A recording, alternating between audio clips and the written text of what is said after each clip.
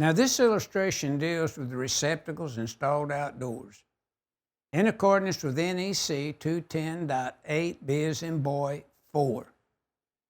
Now, notice the note gives some information that we'll review coming out the gate here.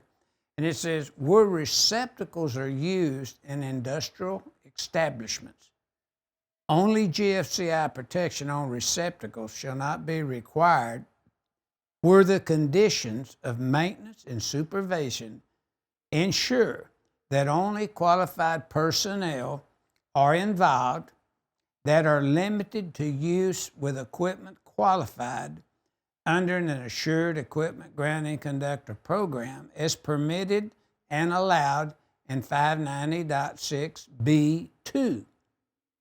Now notice the facility to the right, say it's an office building, non-dwelling unit.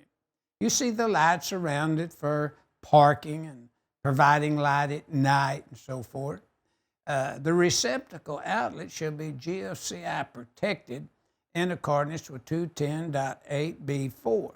Now in a little walkway out, you have a little walking area, exercise area for the employees if lunch and if they wanted to go out, or maybe even a break if permitted by the employer. Those outdoor receptacles now must be GFCI protected in accordance with 210.8B as in boy 4. Now, at the very top of the illustration, let's look at that together. A public space is any space that is for use by or is accessible to the public. This has been deleted. It now applies to all 15 and 20 amp receptacles. So what is this telling the inspector in some cases?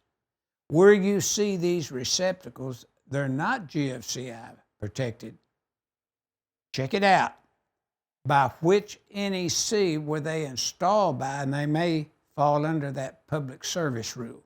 I would like to point that out to the inspectors as well as the electricians. So figure 10-44 is dealing with receptacles installed outdoors in accordance with 210.8B as in boy 4, and it covers existing as well as newly installed receptacles.